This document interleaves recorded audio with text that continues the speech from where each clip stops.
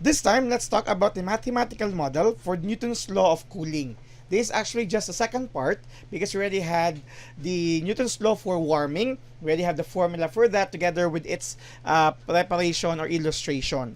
Now, this time, let's also illustrate the mathematical model or the formula for Newton's law of cooling using the given assumption. Similar assumption in the warming portion, but we will have to include a different perspective later on.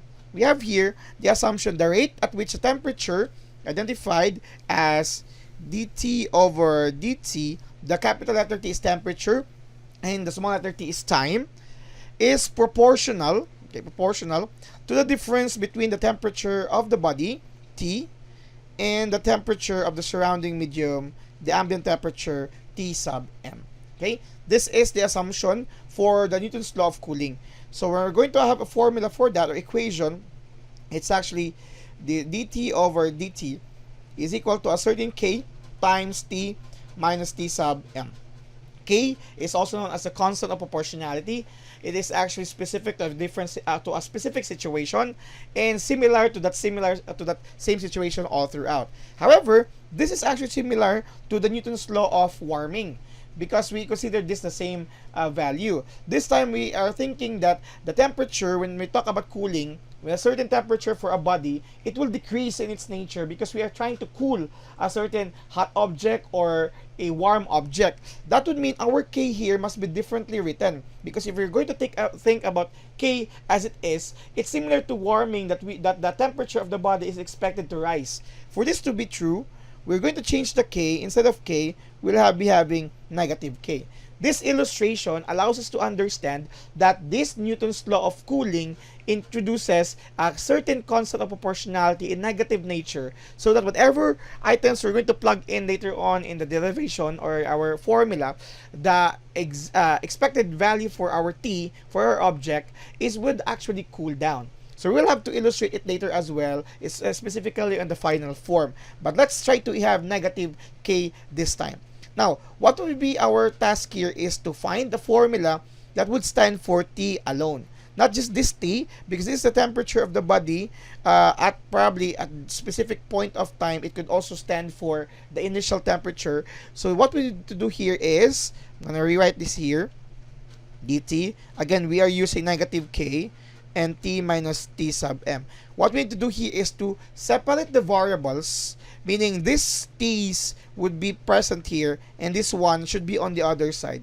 So what we need to do here, and take note that separation of variable is one of the techniques in solving a differential equation. And this is actually a differential equation because we have here the rate, which stands for the first order derivative of your temperature with respect to time. So we're going to come up with the denominator of T minus T sub m, so that we cancel this, doing the same thing on the other side, and also having d sub t here, or dt, to remove that, so dt here as well. So the final form is dt over t minus t sub m is equal to negative k dt. Okay? Now, since we have separated the variables now, in the use of separation of variables, what we need to do is to take the integral of both sides. We're going to integrate both sides here. And this is already okay because it is all for a variable t. So this is actually equivalent to natural logarithm of the absolute value of t minus t sub m. On the other side, you can factor negative k as it is a constant of proportionality. You will have here the integral of dt because you cannot integrate that with different variables, right? So further, this is actually natural logarithm of the absolute value of t minus t sub m is equal to negative k t plus c. Or you can use it negative kc, but since k and c are constant, this could stand alone, and even if it's positive, it could stand for any constant as it is. Now, from this, we would like to come up with the formula or solve for the value of t, okay? After our separation of variables, we need to solve the value for t. And how do we do that? Before we start with that perspective, let's try to talk about, since the temperature of T would actually be greater than your ambient temperature originally or initially, so that our temperature, body of temperature, would decrease, or for some cases it is also true, then the natural logarithm of the absolute value of T minus T sub m would just be equal to the natural logarithm without the absolute value notation. This is done, so we would only take the positive portion, because if you talk about absolute value of an expression, it could take both results, the negative and the positive for that, right? So let's use the parenthesis form. T minus T sub m is still equal to negative kt plus c. After this, we are going to introduce the exponentiation. Since these are equality, meaning both sides are the same, if we're going to subject them to exponentiation, natural logarithm of t minus t sub m, and the other side would be having the same base, it would still be an equality. Okay? So we're doing that because the natural logarithm here would be removed once we try to simplify it with the exponentiation e. This would be just t minus t sub m, and I can rewrite the other side as e to the negative kt times e to the power of c. Okay, according to laws of exponents here. Now, from this point onwards, you will be solving for t. But before that, T later on is given, T sub m later on, the ambient temperature is given, the time would be given probably, and our constant of proportionality is also identified. But we don't know what C is, and C could stand with any other variable, right? Okay, that would mean what we need to do here is simply illustrate this with another variable, or try to find out another illustration for that using these variables as well. So what we need to do here is this. I would like to talk about the perspective of the initial temperature. Initially, when we say at T is equal to 0, this T would be, this T1 here, it would be initial as well. So the initial temperature minus T sub m would be equivalent to e to the power of negative k times 0 times e to the power of c. We would like to solve for, or illustrate the value of e to the power of c. This is still t sub 0 minus t sub m is equal to e to the power of 0 times e to the power of c.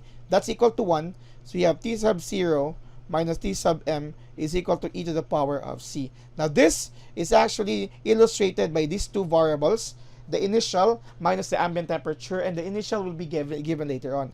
So using that here, you will have the form t minus t sub m is equal to e to the power of negative kt times t sub 0 minus t sub m.